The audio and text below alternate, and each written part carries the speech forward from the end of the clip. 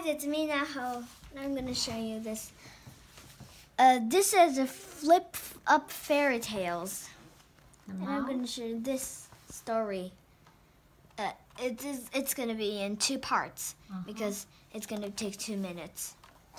Town Mouse, Country Mouse, illustrated by Jess Stockham. Once upon a time, there was a little mouse. She lived in a field in the country, cleverly hidden in a small nest of straw. Home sweet home.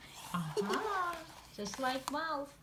One summer's day, she sent a postcards to her cousin who lived in a big town along the road. Please come and visit me, she wrote. It's a lovely here in the countryside. We can have a picnic in the sunshine and go swimming in the river. Do come. The town mouse read the postcard. What a good idea, he exclaimed. I need a change for the big city. It's so big and noisy and dirty. Some fresh air and healthy food would be good for me. To Town Mouse. Dear cousin, please come and visit me. It's lovely here in the countryside. We can have a picnic in the sunshine and go swimming in the river. Do come, love, your cousin. Did you know? This is kind of... 2 X mark, right? X marks mean kisses. Yeah. The country mouse welcomed her cousin with a hug. Mom, be sure to just put the... Oh, yeah. Welcomed her cousin with a hug. Welcome to the country, she smiled. You're just in time for lunch. That's great, he answered. I'm starving. Would you keep the position? Okay. The 2 mice climbed a branch, and the country mouse showed the town mouse how to find nuts and berries in the trees and bushes. The town mouse picked the largest nut and biggest berry he could find. All of a sudden, he pulled his face. Ugh, he said. These nuts are really dry, and the berries are all really bitter. Can we have something sugar on them? They taste fine to me, answered the country mouse. And what's sugar? He doesn't know what sugar is. Shall we swim instead? Suggested the town mouse. They jumped into the river, but the town mouse jumped out again straight away. What's the matter? Cried the country mouse. It's freezing, he said. He shivered. Can you heat it? No, laughed his cousin. It's a river, not a pool. Perhaps we should go for a walk. The 2 mice set off along the rocky path by the side of the river. They had not gone very far before the town mouse sat down again. It's too hot, he said, and the path is too muddy and uneven. How much further do we have to walk? We don't have to walk at all, answered the country mouse. What would you like to do instead? I'm not sure, said her cousin. There's not much to do in the country after all. Shall we just rest in the field for a little while? They found some shade underneath a tree and sat down in the long grass. This is the life, said the town mouse, and began to fall asleep. But all of a sudden, a head poked over a stone wall and let out a very loud meow. What on earth was that? The town mouse cried, shivering with fear.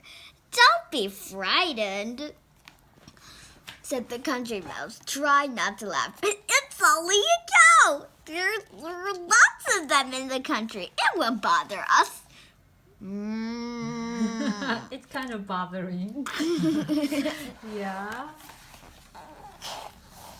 At town, the 2 mice curled up in the nest.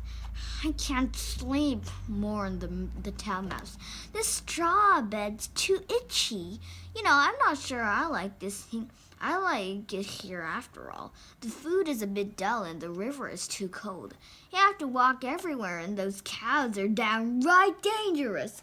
Why don't you come with me to the city? It's much better than the country.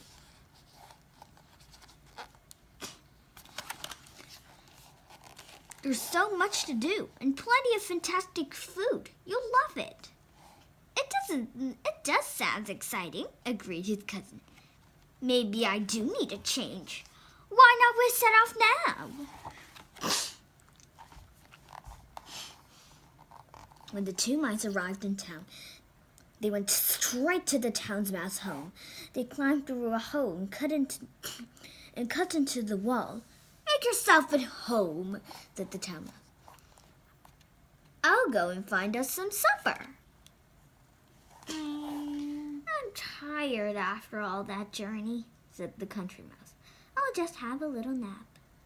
He sat on the soft velvet chair and fell deep sleep. Oh, but all of a sudden, there was a terrible roar. She sat up, listening. There was another roar. What on earth is that? She wondered. I wish my cousin was here. She climbed out of the chair and hid on the dusty corner until the town mouse came back.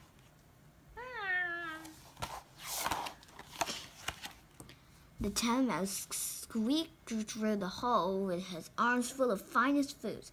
Look what I found, he cried. Cakes, biscuits, cheese, ham, and... Where are you? The country mouse crawled out of the corner. There was a loud noise that scared me, he explained. I thought the roof was going to fall in. There it is again! Oh, you mustn't worry about that, laughed her cousin. It's only a train. They rattle past every hour or so. But they're as harmless as cows.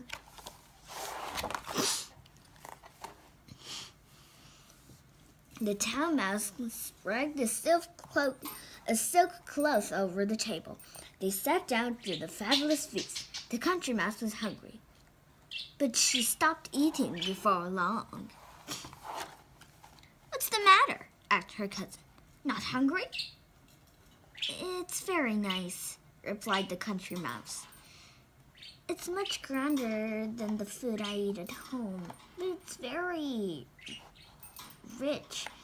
I can't eat too much or if without feeling sick. Suit yourself. I know, Mom. I know. Suit yourself, said the town mouse. I'll finish yours. After supper, the country mouse wanted some exercise. Shall we go for a walk now? She asked. Not one walks in the city, answered the town mouse. I'm going to teach you a skateboard, and you can meet the cat. They crept onto the missing room full of furniture. Pussycat, pussycat, he shouted. Where are you? You can't catch me! In an instant, there was a terrible wail, and a large ball of fur appeared. Skate! Shouted the town mouse. Skate for your life! The cat chased them around the room, and behind the flowers, it chased them under the table, over the sofa. They knocked over vases and pictures. They ran across the table and scattered cake crumbs everywhere.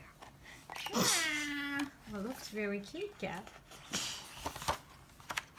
Time for a rest, shouted the town mouse. Quickly, here! He dragged his cousin back into the mouse's hole. As he fell asleep at night in the feather bed, her cousin had made for her. The country mouse thought of the home she had left behind. She missed the fields, the hedge, and the river. He missed the simple berries. She missed the simple berries and nuts. She missed the sheep and the noisy cows. Okay. Next morning, she explained to her cousin that she was homesick and that it was time to leave her home. That was fun, he said, wiping his brow with a fine handkerchief. Isn't the town exciting? Maybe, replied the country mouse, but maybe it's a little too exciting. Thank you so much for the visit, but I think it's time for me to go home now. I'm a country mouse at heart. And the country is where I belong. Thank you. That's the end. It's the country mouse and town mouse. Was it? Country mouse? Okay. Bye. Bye.